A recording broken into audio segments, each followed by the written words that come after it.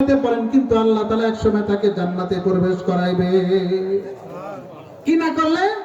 শিরক না করলে। লোকমান আলাইহিস সালাম এই কথাই বলতেছেন, বাবা জান, আমার কলিজার টুকরা, তুমি দুনিয়াতে এতদিন বাঁচো, হয়তো দুনিয়ার মোহে পড়ে, সম্পদের মোহে পড়ে, ধন দৌলতের মোহে মহব্বতে পড়ে, পরিবার পরিজনের মহব্বতে পড়ে, দুনিয়ার মোহে পড়ে, তোমার খায়েশের মোহে পড়ে, যদি হয়তো তুমি কোনো নেক কাজ করতে পারো নাই, যদি তুমি আল্লাহ তাআলার সাথে শিরক না করে মৃত্যুবরণ করো, তাহলে আল্লাহ তাআলা তোমাকে এক সময় ক্ষমা করিয়া দিবে।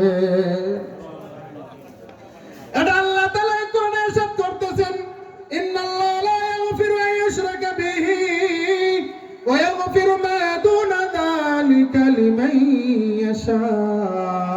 আমার আল্লাহ তাআলা বলেন, আমি দুনিয়ার সব আকাম কুকাম ক্ষমা করব, দুনিয়ার সমস্ত গুনাহ ক্ষমা করব। কবিরা গুনাহ যদি হয় আল্লাহ তাআলা তওবার মাধ্যমে ক্ষমা করবেন। আল্লাহ তাআলা বলেন, ইন্নাল্লাহা লা ইয়াগফিরু আন ইউশরাকা বিহি ওয়া ইয়াগফিরু, আমি দুনিয়ার সব আকাম কুকাম, দুনিয়ার সব অপরাধ আমি ক্ষমা করব। আমার বান্দা আমাকে সিজদা দেয় নাই, আমার কোনো রাগ নাই, আমি তাকে ক্ষমা করব।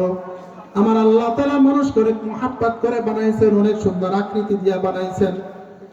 আল্লাহ তাআলা বলেন, ইন্নাল্লাহা লা ইয়াগফিরু, আমি ক্ষমা করব না, ইউশরাকা, যে আমার সাথে শিরক করবে, আমার সাথে কাউকে অংশীদার স্থাপন করবে, আমার মতো অন্য কাউকে সমকক্ষ মনে করবে, ওয়া ইয়াগফিরু মা দুনা যালিকা লিমান ইয়াশা। কিন্তু এই শিরক ছাড়া দুনিয়ার যাবতীয় গুনাহ যদি তওবা করে, আমি আল্লাহ তাআলা ক্ষমা করিয়া দেব। আল্লাহ তাআলা বলেন, ইন্নাহু মান ইউশরিক বিল্লাহি ফাকাদ হারামাল্লাহু আলাইহিল জান্নাহ। আমার আল্লাহ তাআলা ইরশাদ করেন, যে ব্যক্তি আল্লাহ তাআলার সাথে কাউকে সমকক্ষ মনে করে, আল্লাহ তাআলার সাথে যদি কেউ অংশীদার স্থাপন করে, আমার আল্লাহ তাআলা আসমান বানাতে যে কারো কাছ থেকে সিমেন্ট ভাড়া করার জন্য সিমেন্ট ধার দেওয়ার প্রয়োজন হয় নাই। সাত আসমান সাত জমিন বানাইছেন, সূর্য চন্দ্র লৌহ নক্ষত্র যা কিছু আল্লাহ তাআলা বানাইছেন, সব কিছু বানানোর পরে আল্লাহ তাআলা আদমকে বানাইবেন। বানানোর ক্ষেত্রে অন্য কারো কাছ থেকে একটু রক্তের প্রয়োজন হয় নাই, কারো কাছ থেকে মাটি পরীক্ষা করার জন্য জিএসটির প্রয়োজন হয় নাই, কোনো কিছু দরকার হয় নাই। আমার আল্লাহ তাআলা সব কিছু তৈরি করছেন, সব কিছু বানাইছেন। আল্লাহ তাআলা কারো কাছ থেকে, মানুষ আল্লাহ তাআলার কাছে কেউ সমকক্ষ নাই, আল্লাহ তাআলা কারো হেল্প নেন নাই, অথবা সব কিছু বানানোর পরে দুনিয়াকে ফিটিং করার জন্য, পরিপাটি ডিসিপ্লিন করার জন্য কারো কাছ থেকে কোনো হেল্প নেওয়ার দরকার হয় নাই। মানুষ করোনার সময় ব্যবসা বাণিজ্য করতে গিয়ে মারি খাওয়ার পরে অন্য কাউকে আবার শেয়ার করতে হয়, কাউকে অংশীদার বানাইতে হয়, কাউকে হেল্প নেওয়ার প্রয়োজন হয় ব্যবসা ডেভেলপ করার জন্য। আমার আল্লাহ তাআলা আমাদেরকে বানাইছেন, আসমান জমিন বানাইছেন, সাত আসমান সাত জমিন। আল্লাহ তাআলা দুনিয়াকে কত সুন্দর করে সাজাইছেন, কোনো কিছু করার জন্য আল্লাহ তাআলা অন্য একজন খোদার কাছে কোনো হেল্প নেওয়ার প্রয়োজন হয় নাই।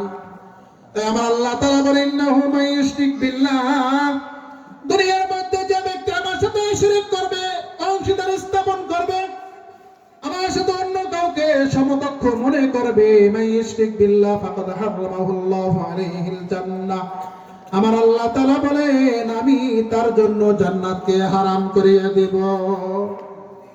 আমাহুন নার, আর তার জন্য চিরস্থায়ী ঠিকানা হবে জাহান্নাম। কি করলে? আল্লাহ তাআলার সাথে কাউকে অংশীদার স্থাপন করে। আল্লাহ তাআলা কয়জন? একজন। সবকিছু কর্ণওয়ালাকে আল্লাহ। ডাক্তার সুস্থ করে নাই, ঔষধ সুস্থ করে নাই। জমির ফসল সার দিলে বেশি হবে না, আল্লাহ তাআলা দিবেন। মান্নত করলে যে আল্লাহ তাআলা ধান বেশি দিবেন এমনটাও না, আমার আল্লাহ তাআলা চাইলে ধান এমনিও দিতে পারেন। অমুক দরবারে মান্নত করলে অমুক দরবারে এটা দিলে ধান এবছর বেশি হবে, অমুক বাংলাদেশে সফর করলে ধান বেশি হবে, অমুক পূজার কারণে অমুক দেবের কারণে ধান এবছর বেশি হয়েছে, বলে না? অনেক মানুষ কথা বলছেও বিগত দিনে, অমুক দেবতার কারণে এবছর ফসল ভালো হয়েছে।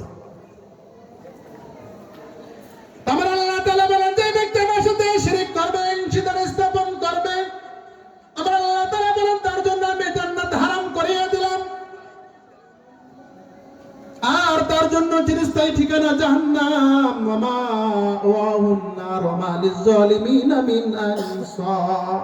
জালেমদের জন্য কোনো সাহায্যকারী পাওয়া যাবে না, সাহায্য করা হবে না। এটা শুধু আমাদের জন্য নয়, এমনকি নবীকে আল্লাহ তাআলা ধমক দিয়ে বলতেছেন, ওয়ালাকাদ উহিয়া ইলাইকা ওয়া ইলাল্লাযীনা মিন ক্বাবলিক লাইন আশরাকতা লা ইয়াহবাতান্না আমালুকা ওয়া লাতাকুনান্না মিনাল খাসিরিন। আল্লাহ নবী কোনদিন শিরক করতে পারে? এটা কল্পনা করা যায়? এটা ভাবা যায়? স্বপ্নে দেখা যায়? আল্লাহ নবী কোনদিন শিরক করবে আল্লাহ তাআলার সাথে? কিন্তু আল্লাহ তাআলা ধমক দিয়ে বলতেছেন, হে নবী, আপনি অথবা আপনার পূর্ববর্তী নবীর সমস্ত নবীর উপর বিধান, ওয়ালাকাদ উহিয়া ইলাইকা, আপনি অথবা আপনার ইতিপূর্বে যে সমস্ত নবী অতিবাহিত হয়েছে, যত উম্মত অতিবাহিত হয়েছে, যত বনি আদম অতিবাহিত হয়ে গেছে, যারা চলিয়ে গেছে, অতিক্রম করে গেছে, দুনিয়াতে নাই, আপনি আছেন, আপনিও হন, অথবা ইতিপূর্বে যে কেউ হন, চাই আমাদের আদি পিতা ইব্রাহিম অথবা আদম আলাইহিস সালাম হোক, হে নবী আপনি হন, অথবা যে কোনো নবী হোক অথবা রাসূল হোক না কেন, আমার আল্লাহ তাআলা ধমক দিয়ে তাদেরকে বলেন, ওয়ালাকাদ উহিয়া ইলাইকা ওয়া ইলাল্লাযীনা মিন ক্বাবলিক লাইন আশরাকতা লা ইয়াহবাতান্না আমালুকা। হে নবী, আপনি অথবা আপনার ইতিপূর্বে যে কোনো নবী অথবা উম্মতে গণেরা যারা আমার সাথে লাইন আশরাকতা শিরক করবে, লা ইয়াহবাতান্না আমালুকা ওয়া লাতাকুনান্না মিনাল খাসিরিন, যে আমার সাথে অংশীদার স্থাপন করবে, আমার সাথে শিরক করবে, তার জীবনের সমস্ত আমল বাদ করিয়ে দিব। আওয়ামী লীগ করেন আপনি, যদি কয়লা 30 লক্ষর জায়গা 3 লক্ষ জায়গা 30 লক্ষ হয়েছে, আপনার নমিনেশন, আপনার মন্ত্রী দিগেরই বাদ, আপনার সব এমপি গেরিও বাদ হয়েছে না? আপনার নবীগিরি বাদ, আপনার নবুয়ত বাতিল হয়ে যাবে। এক সাংবাদিক নবুয়ত বাতিল। আপনি যদি আপনার এই বিধান আপনি অস্বীকার করেন, তাহলে আপনার নবুয়ত বাতিল। এক সাংবাদিক নবীর মতো কথা বলে বলছে, কোন এক সিটি কর্পোরেশনের মেয়র বলছে যে 30 লক্ষ হওয়ার তো কথা না, পরের বছর সে এমপি গিরি বাতিল করে দিচ্ছে। এটা দুনিয়ার নিজাম। আপনার যেই দলের থাকেন না কেন, ওই দলের নীতি আদর্শের মধ্যে যদি আপনি তিরস্কার করেন বা আপনি অস্বীকার করেন, মানতে রাজি না হন, আপনার ওই দল থেকে বহিষ্কার করা হয়, হয় কি না? আমার আল্লাহ তাআলা বলেন, নবী আপনি হন অথবা আপনার ইতিপূর্বে নবী হোক অথবা কোন যে কেউ হোক না কেন, যে আমার সাথে শিরক করবে, 80 বছরের হজ হোক, 120 বছরের হজ হোক, নবী নূহ আলাইহিস সালামের 950 বছরের প্রত্যেক বছরের হজ হোক, প্রত্যেক বছরের রোজা হোক, প্রত্যেক দিনের নামাজ হোক, আপনার প্রত্যেক দিনের তাহাজ্জুদ হোক না কেন, মসজিদ মাদ্রাসার অনুদান হোক না কেন, যত সদকা করেন না কেন, আপনি যত আমল করেন না কেন, পাহাড় পরিমাণ যদি আপনি করে ফেলেন, সব বাতিল। লা ইয়াহবাতান্না আমালুকা, আপনার আমলকে আমি বাতিল করে দেব, সব বাতিল খাতায়। যদি আবার তওবা তিল্লা করে আবার নতুন করে যে আমল করবেন, তা আবার শুরু থেকে রাখবেন। আল্লাহ তাআলা নবী আলাইহিস সালামকে ধমক দিয়ে বলার উদ্দেশ্য হলো, আমার নবী তো স্বপ্নেও করবেন না, কল্পনাও করা যায় না, এটা তো নবীর উপর নাজিল করে নবীকে বলিয়া, উদ্দেশ্য হলো উম্মতের কেউ যদি আল্লাহ তাআলার সাথে শিরক করে, আপনার 85 বছর বয়স বলে যদি আপনি এমন একটা কথা কইয়া ফেলছেন অথবা বলে ফেলছেন অথবা কাজে কর্মে আপনি প্রকাশ করছেন যে এইটা অমুকে না করলে এটাও হইতো না, শিরক করে ফেলছেন। আল্লাহ তাআলা অমুক কাজ করার কারণে আমার হায়াত বৃদ্ধি পাইছে, অমুকে এই ঔষধ দেওয়ার কারণে, চিকিৎসা করার জন্য আমার হায়াত বৃদ্ধি পাইলো, আমার বাচ্চা আছি। যদি আপনি শিরক বিসিফা, শিরক বিজাত, যে কোনো একটা শিরক আপনি করে থাকেন, তাহলে কি হবে? আমাদের 80 বছর 100 বছরের জিন্দেগি, 90 বছরের জিন্দেগির আমল সব কি হবে? বাতিল হয়ে যাবে। এটা কি বলতেছেন? আল্লাহ তাআলা বলতেছেন। কাকে? নবীকে। উদ্দেশ্য হলো উম্মতের মধ্যে যদি কেউ শিরক করে, 80 বছর জিন্দেগি সব পানি হয়ে যাবে। 80 বছর জিন্দেগির আমল, বন্দেগি, ইবাদত গুজার যাই করি না কেন, সব কি হবে? বাতিল হয়ে যাবে। আচ্ছা সমস্যা না, আজান 25 দিয়ে আপনি 30 এর নামাজে দাঁড়াবেন, সমস্যা না। এই জন্য আব্দুল্লাহ ইবনে মাসউদ রাদিয়াল্লাহু তাআলা আনহু আল্লাহ নবী সাল্লাল্লাহু আলাইহি ওয়াসাল্লামকে জিজ্ঞাসা করলেন, ইয়া রাসূলুল্লাহ, ইয়া হাবিবাল্লাহ, দুনিয়ার মধ্যে, আসমান আর জমিনের মধ্যে আল্লাহ তাআলার কাছে সবথেকে বড় গুনাহ কি? আল্লাহ নবী সাল্লাল্লাহু আলাইহি ওয়াসাল্লাম বলেন, আল ইশরাকু বিল্লাহি ওয়া উকুকুল ওয়ালিদাইন ওয়া ইয়ামিনুল গামুস ওয়া শাহাদাতুজ যুর ওয়া কাতলুন নাফস ওয়া ইয়ামিনুল গামুস ওয়া শাহাদাতুজ যুর। আল্লাহ নবী সাল্লাল্লাহু আলাইহি ওয়াসাল্লাম বলেন, আল্লাহ তাআলার কাছে সবথেকে বড় গুনাহ এবং বড় পাপ, সবথেকে বড় অপরাধ হলো আল্লাহ তাআলার সাথে শিরক করা, ওয়াকুল ওয়ালিদাইন, পিতামাতার সাথে অসৎ ব্যবহার করা, ওয়াকাতলুন নাফস, মানুষকে হত্যা করা, ইয়ামিনুল গামুস, মিথ্যা কসম খাওয়া, মিথ্যা সাক্ষী দেওয়া অথবা ওয়া শাহাদাতুজ যুর, মিথ্যা কথা বলা। আনাস রাদিয়াল্লাহু তাআলা আনহু থেকে বর্ণিত, এক ব্যক্তি নবী করিম সাল্লাল্লাহু আলাইহি ওয়াসাল্লামের কাছে এসে জিজ্ঞাসা করলেন, ইয়া রাসূলুল্লাহ, ইয়া হাবিবাল্লাহ, দুনিয়ার মধ্যে সবথেকে বড় গুনাহ কি? আল্লাহ নবী সাল্লাল্লাহু আলাইহি ওয়াসাল্লাম বললেন, আনতা দুলিল্লাহি নিদ্দান ওয়া হুয়া খালাকাকা, সবথেকে বড় গুনাহ হইল যে আল্লাহ তাআলা তোমাকে বানাইলেন, সৃষ্টি করলেন, যে আল্লাহ তাআলা তোমাকে লালন পালন করে বড় করলেন, সেই আল্লাহ তাআলার সাথে তুমি শিরক করলা। তাকতুলু আওলাদাকুম মাখাফাতা আতাওলাদাকুম মাখাফাতা, 2 নম্বর হইল তুমি তোমার ছেলে সন্তানকে দরিদ্রতার ভয়ে হত্যা করা, ছেলে সন্তানকে দরিদ্রতার ভয়ে হত্যা করা। একটা ছেলে 10 বছর বয়স, আরেকজন নিলেন না কেন? কয় কে খাওয়াবে? খাওয়ানো মানে কে? আল্লাহ তাআলা। আল্লাহ তাআলা, তাকতুলু আওলাদাকুম খাশিয়াতা ইমলাক নাহনু নারযুকুকুম ওয়া ইয়াহুম, আমি তোমাদেরকেও খাওয়াই এবং তাদেরকেও খাওয়াবো, তোমরা দরিদ্রতার ভয়ে তোমাদের ছেলে সন্তানকে তুমি হত্যা করিও না। তারপর আবার জিজ্ঞাসা, ইয়া রাসূলুল্লাহ, প্রথম জিজ্ঞাসা করলেন সবচেয়ে বড় গুনাহ কি? 1 নম্বরে বললেন আল্লাহ তাআলার সাথে শিরক করা, 2 নম্বরে বললেন দরিদ্রতার ভয়ে, অভাব অনটনের ভয়ে ছেলে সন্তানকে হত্যা করা, 3 নম্বরে আনতুসানি হালিলাতা জারিকা, 3 নম্বরে বলে প্রতিবেশীর সাথে তুমি জিনায় জড়িয়ে যাওয়া। প্রতিবেশী, তোমার পাশে যে প্রতিবেশী আছে, প্রতিবেশী তোমার ভাই অথবা যেই হোক না কোনো প্রতিবেশী, আত্মীয় স্বজনদের পরিবার পরিজন তোমার কাছে মা বোন হিসাবে ছিল, আমানতদার তোমার প্রতিবেশী, তুমি সেটা ফুসলাইয়া ফাসলাইয়া তার সাথে তুমি অপকর্মে চড়াইয়া গেলা, এই যে সবচেয়ে বড় গুনাহ।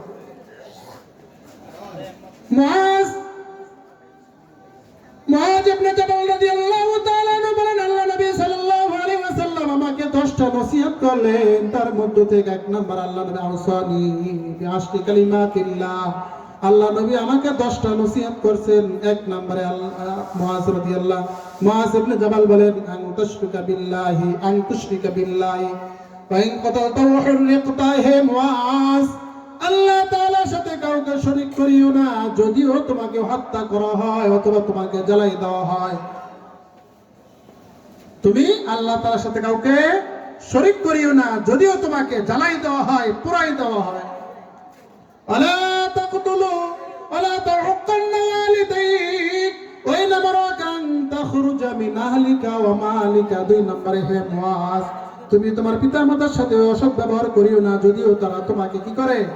তোমার পরিবার পরিজন ধন সম্পদ থেকে তোমাকে বিচ্ছিন্ন করিয়া দেয়।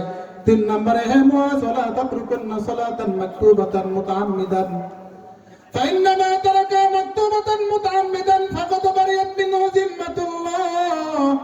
হে মুআজ, তুমি স্বেচ্ছায় এবং ইচ্ছা করিয়া নামাজ তরক করিও না, নামাজ ছেড়ে দিও না। যে ব্যক্তি ইচ্ছা করে নামাজ ছেড়ে দেয়, আল্লাহ তাআলা তার জিম্মাতে, আল্লাহ তাআলার জিম্মা থেকে বেরিয়ে যায়, আল্লাহ তাআলা তার জিম্মায় থাকে না, তার ব্যাপারে আল্লাহর কোনো জিম্মা নাই।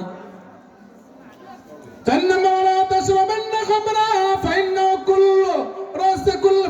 রাসু কুল্লি ফাহিশাতিন, 1 নম্বর, আল্লাহ তাআলার সাথে কাউকে শরীক করিও না। 2 নম্বরে পিতামাতার সাথে অসৎ ব্যবহার করিও না। 3 নম্বরে নামাজ ছেড়ে দিও না। 4 নম্বরে তুমি মদ পান করিও না, কেননা মদ হলো সমস্ত গুনাহের মূল। আল্লাহ নবী সাল্লাল্লাহু আলাইহি ওয়াসাল্লাম মুআজকে ডেকে বলেন, বিল মাসিয়াতি হাল্লা সাখাতুল্লাহি আযজা ওয়া জাল, তুমি আল্লাহ তাআলার নাফরমানি করিও না, কারণ আল্লাহ তাআলার নাফরমানিতে আল্লাহ তাআলা গুসা হয়। কি হয়? আল্লাহ তাআলা গজব নাজির হয়, আল্লাহ তাআলা রাগান্বিত হন। মুআজ রাদিয়াল্লাহু তাআলা আনহুকে বলেন, ইয়া রাসূলুল্লাহ সাল্লাল্লাহু আলাইহি সাল্লাম বলেন, তুমি যুদ্ধের ময়দান থেকে পলায়ন করিও না যদিও তোমার সাথীর সবাই মারা যায়। ওয়াইয়া ওয়াল ফিরার মিনাজ জাফি ওয়া ইন হালাকান নাস, যদিও তোমার সাথী সঙ্গী সবাই মারা যায়। আল্লাহ নবী সাল্লাল্লাহু আলাইহি সাল্লাম মুআজকে আরো বলেন, তুমি মহামারী এলাকায় থাকলে তুমি ওই মহামারী এলাকা থেকে তুমি পলায়ন করিও না, তুমি আয় অনুযায়ী তুমি তোমার ব্যয় করো পরিবার পরিজনের উপর, তুমি তোমার পরিবারের উপর থেকে তুমি শাসনের লাঠি হাঁটাও না, আর তুমি আল্লাহ তাআলার ব্যাপারে তোমার পরিবার পরিজনের ব্যাপারে আল্লাহ তাআলাকে ভয় করো। এই 10টা নসিহত মুআজ রাদিয়াল্লাহু তাআলা আনহুকে আল্লাহ নবী সাল্লাল্লাহু আলাইহি সাল্লাম করেছেন। তার ভিত্তিতে প্রথম হলো আল্লাহ তাআলার সাথে কাউকে শরীক করিও না। আল্লাহ তাআলার সাথে কাউকে শরীক করা যাবে না। শরীক করলে কি হবে? আল্লাহ তাআলা তার জন্য জান্নাত হারাম করিয়ে দিবেন, তার জন্য জাহান্নাম নির্ধারিত হবে। কি করলে? শরীক করলে। এই কথাই বলতেছিলাম। আবু হুরায়রা রাদিয়াল্লাহু তাআলা মারফু হাদিস বর্ণিত, তিনি তুরাদুল আমাল কুল্লি ইয়াউমি খামিসিন ইসতাইন ইয়াউমি খামিসিন ওয়া ইসতাইনি তুরাদুল আমাল লিকুল্লি ইয়াউমি খামিসিন ওয়া ইসতাইনি ইয়াগফিরুল্লাহ আযজা ওয়া জাল্লা লিকুল্লি ইয়াউমিন।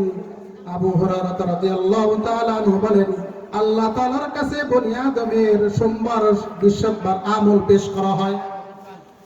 লিকুল্লি ইমরি ইয়াউমিন ইয়াগফিরুল্লাহ আযজা ওয়া জাল্লা লিকুল্লি ইয়াউমিন লিইমরি ইয়াউমিন লা ইউশরিক বিল্লাহি শাইআ। আল্লাহ তাআলা সমস্ত মানুষকে maaf করিয়ে দেন, দুই শ্রেণীর মানুষকে ছাড়া।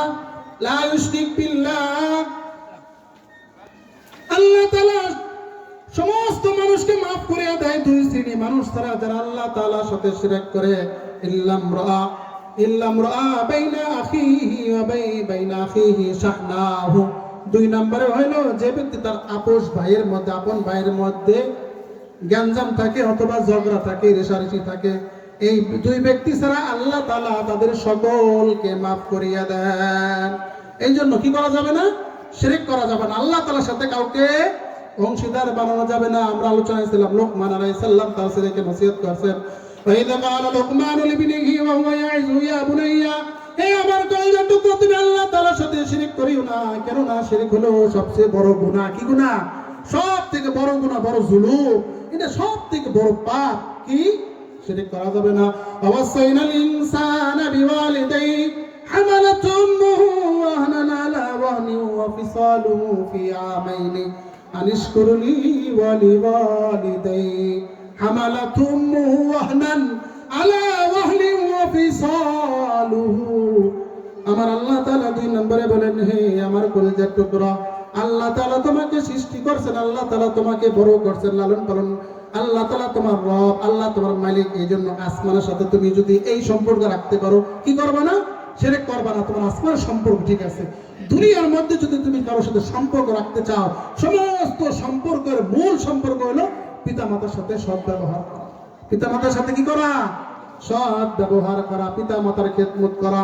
পিতামাতার খেদমত সম্পর্কে আমরা অনেক আলোচনা শুনি, অনেক আলোচনা জানি, সে আলোচনা করবো না। পিতামাতা মরার পরে কি করা যায় এইটা আলোচনা করবো।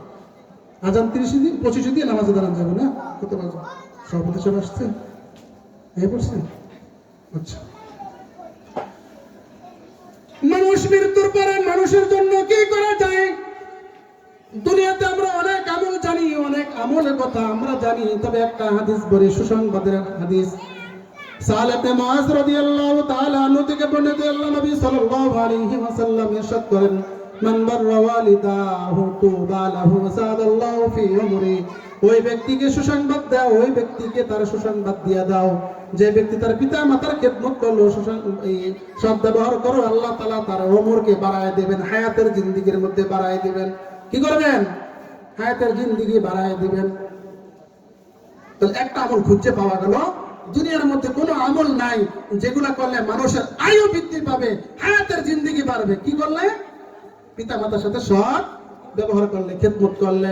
এখন আপনার প্রশ্ন থাকতে পারে, ইদা জা আজালুহুম লা ইস্তাখিরুনা সাআতান ওয়া লা ইস্তাকদিমুন। হুজুর আপনি তো বললেন আয়ু বাড়ে, বৃদ্ধি বাড়ে, কিন্তু আল্লাহ তাআলা তো কইছে, অন্য হুজুর ওয়াজ করছে, যখন আমার মৃত্যু গণায় যাবে তখন এক সেকেন্ড আগ পাস করা হবে না। এই ব্যাখ্যা যদি অন্য আবার কোন সময় আলোচনা করি, হাদিসে কইছে আয়ু বৃদ্ধি পাবে, আর কোরআনে বলছে সাথে সাথে তোমার মৃত্যু হবে, আগ পাস করা হবে না। এর ব্যাখ্যা আরেকদিন আল্লাহ ওয়াসালের সামনে বসো। এখন আমরা আসি আবু হুরায়রা রাদিয়াল্লাহু তাআলা আনহু থেকে বর্ণিত, তিনি বলেন, ইবনে আদম আবরির ওয়ালিদাই ওয়াসিল রাহিমাকা ইউয়াসসার লাকা ويمثل لك في عمرك أتي ربك تسمى عاقلا ولا تعصف تسمى جاهلا। দুইটা হাদিস। হে বনি আদম, তুমি আত্মীয়তা সম্পর্ক বজায় রাখো, পিতা মাতার সাথে সদ্ব্যবহার করো, দুনিয়ার যত কঠিন আছে সব সহজ করে দেব, তোমার আয়ুকে বৃদ্ধি করিয়ে দেব। আতি রব্বাকা তুসাম্মা আকিলান, যদি তুমি মানো তাহলে তুমি বিবেকবান, আকলবান হিসেবে তুমি পরিচিতি লাভ করবে, তুমি সমাজের মধ্যে আকল হিসেবে, জ্ঞানী হিসেবে তুমি পরিচয় লাভ করবে। ওয়ালা তাসিফা তুসাম্মা জাহিলা, আর যদি তুমি না মানো আল্লাহর বিধান, তাহলে তুমি মূর্খ, নির্বোধ হিসেবে তুমি পরিচিত হবে। তাই আয়ু বৃদ্ধি পাওয়ার ক্ষেত্রে, মানুষের বয়স বৃদ্ধি পাওয়ার জন্য দুইটা হাদিস বর্ণনা করলাম, আরো অনেক হাদিস আলোচনা করবো না। বলতে গেছিলাম মানুষ মৃত্যুর পরে মানুষের পিতা মাতার জন্য কি করা যায়। ইদা মাতাল ইনসান, হাদিস শরীফ আল্লাহ নবী সাল্লাল্লাহু আলাইহি ওয়াসাল্লাম বলেন, যখন মানুষ মৃত্যুবরণ করে, ইদা মাতাল ইনসান, যখন মানুষ মৃত্যুবরণ করে তার সমস্ত আমল বন্ধ হয়ে যায়, ইল্লা মিন সালাসাতিন, তবে তিনটা কাজ ছাড়া, মিন সাদাকাতিন জারিয়াতিন আও ইলমিন ইনতাফাউ বিহি আও ওয়ালাদিন সালিহিন। মৃত্যুর পরেও পিতা মাতা নেক কেমনে পাবে? এক নম্বর হইল সদকা জারিয়া, দুই নম্বর হইল এমন ইলম আপনার দিনেতে শিখাই গেছে, দুনিয়ার ইলম হোক আখিরাতের ইলম হোক, এমন বিদ্যা, এমন জ্ঞান, এমন আপনি কাজ মানুষকে শিখাইছেন, এমন জ্ঞান আপনি চর্চা করাইছেন, যেই জ্ঞান দ্বারা মানুষ লাভবান হইতেছে, চাই দুনিয়ার হোক অথবা আখিরাতের হোক, মানুষ লাভবান হইতেছে, ফায়দা পাইতেছে। এটার সব আপনার পিতা মাতা পাইতে থাকবে। আওয়ালাদিন সালিহিন, এমন নেক সন্তান রেখে গেছে যেগুলা সে তার জন্য দোয়া করবে, নেক সন্তান আমল করে পাঠাইবে। কি করবে? আমল করে পাঠাইতে থাকবে। হাদিস শরীফে আছে, আবু হুরায়রা রাদিয়াল্লাহু তাআলা আনহু থেকে বর্ণিত, এক ব্যক্তি নবী করিম সাল্লাল্লাহু আনাস রাদিয়াল্লাহু তাআলা আনহু থেকে বর্ণিত, তিনি জিজ্ঞাসা করেন, ইয়া রাসূলুল্লাহ, পিতা মাতা মৃত্যুবরণ করার পরে এমন কোন আমল আসেনি যেগুলোর মধ্যে পিতা মাতা নেক পাইতে থাকে? সাবাতুয়া ইয়াজরি লিল আবদিস সালিহি ওয়া ফি কবরিহি বাদা মাউতিহি। মানুষ মৃত্যুবরণ করার পরে সাবাতু ইয়াজরি লিল আবদিস সালিহি ওয়া কবরিহি ফি বাদা মাউতিহি, মানুষ মৃত্যুবরণ করার পরেও 7টা কাজ এমন আসে তার আমল নামায় নেক পৌঁছতে থাকে।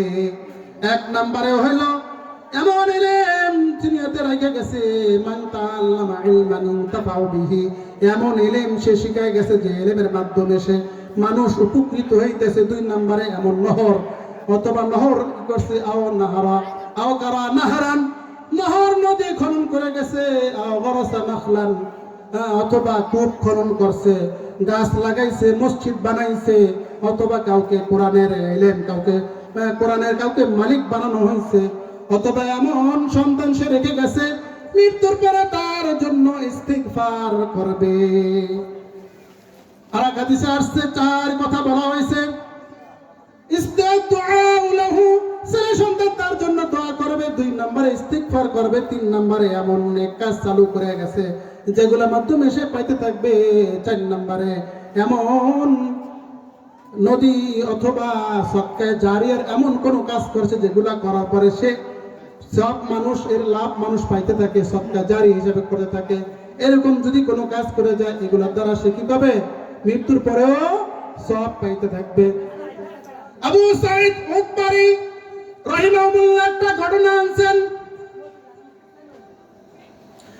সাহেব বলেন আমি স্বপ্নে দেখছি ওকবারা অঞ্চলের প্রসিদ্ধ ওকবারা অঞ্চলের ইয়াতিক নামক গোরস্থানের মধ্যে আমি যাইতেছিলাম। সফর পথে আমি ওকবারা কবরস্থান ইয়াতিক নামক পরিশুদ্ধ ওকবারা স্থানের ইয়াতিক নামক গোরস্থানের পাশ দিয়ে আমি যাইতেছিলাম। কি করতেছিলাম? যাইতেছিলাম। স্বপ্নের মাধ্যমে দেখতেছেন।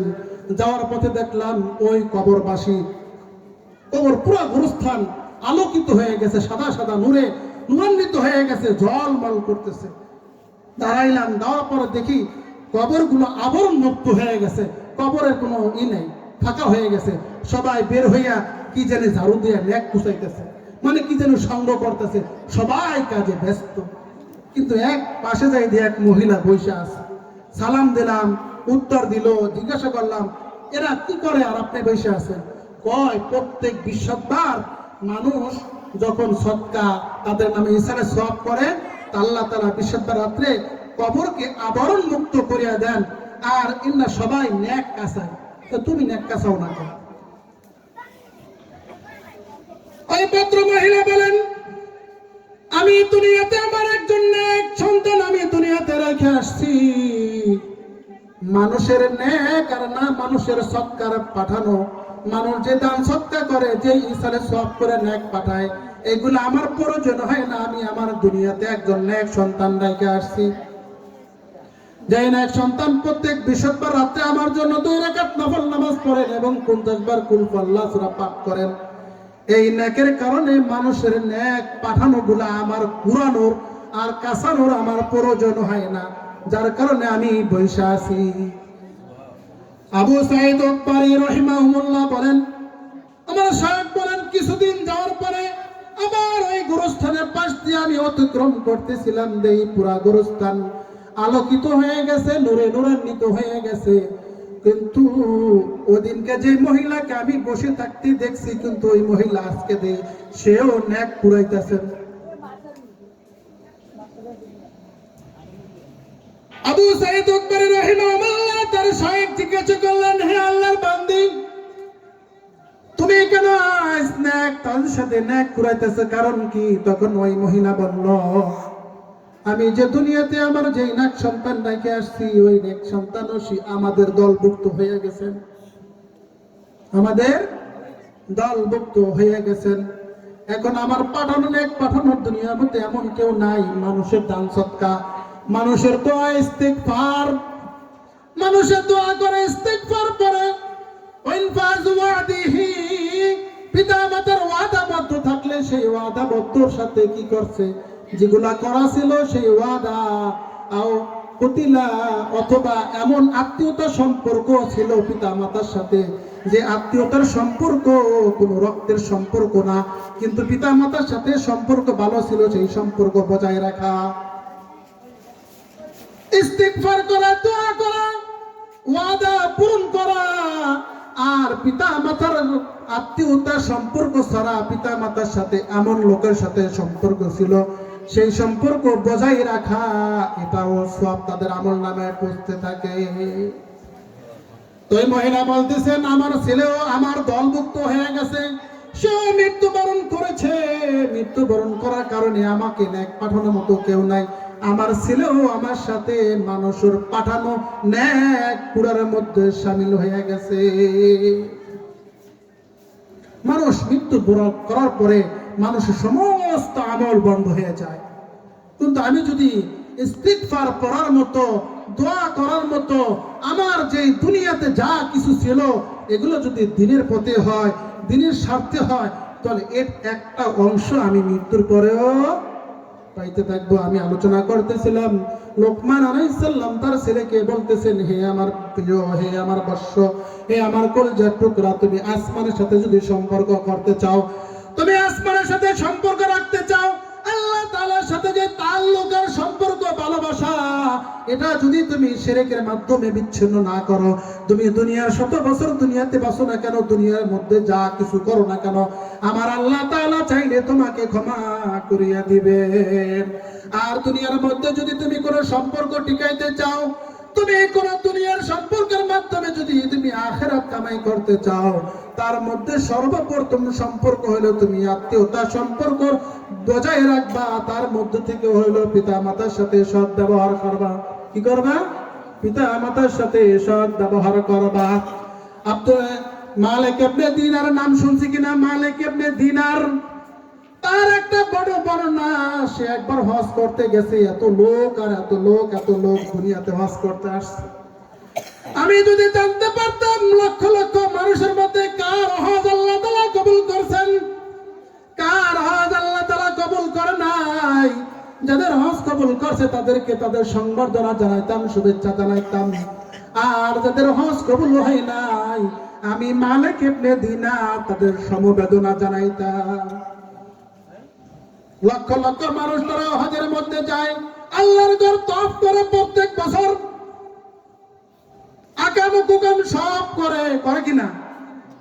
মালিক ইবনে দিনার বলে এত লোক আল্লাহর ঘর তওয়াফ করতে আসছে, আমি মালিক ইবনে দিনার যদি জানতে পারতাম কার হজ কবুল করতে, তাদেরকে স্বাগতম জানাতাম, শুভেচ্ছা দিতাম, বারণ করে নিতাম। আর যার হজটা কবুল হয় নাই, আমি তাকে সমবেদনা জানাইতাম, দুঃখ প্রকাশ করতাম। স্বপ্নের মাধ্যমে আল্লাহ তাআলা জানাইলেন, এক ব্যক্তি ঘোষণা করতেছেন, হে মালিক ইবনে দিনার, তুমি হজবাসীদেরকে নিয়ে, যারা উমরা করতে আসছে, হজ করতে আসছে, তাদেরকে নিয়ে তুমি চিন্তা করতেছো কার হজ কবুল হয়েছে আর কার হজ কবুল হয় নাই।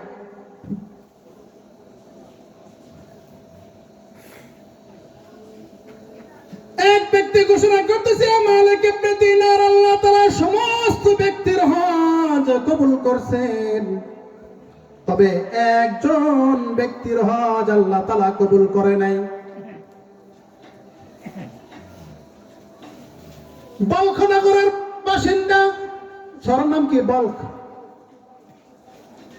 বলখ নগরের বাসিন্দা হারুন ইবনে মুহাম্মাদের হজ কবুল হয় না, বাকি সবার হজ আল্লাহ তাআলা কবুল করেছেন।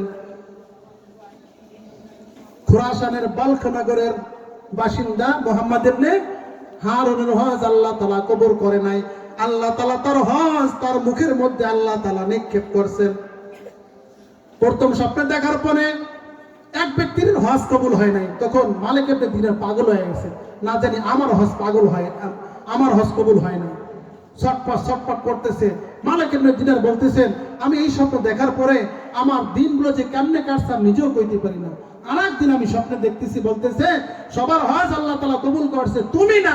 সেই ব্যক্তি হলো খুরাসানের বলখ নগরীর বাসিন্দা মুহাম্মদ ইবনে হারুনের হজ কবুল হয় নাই।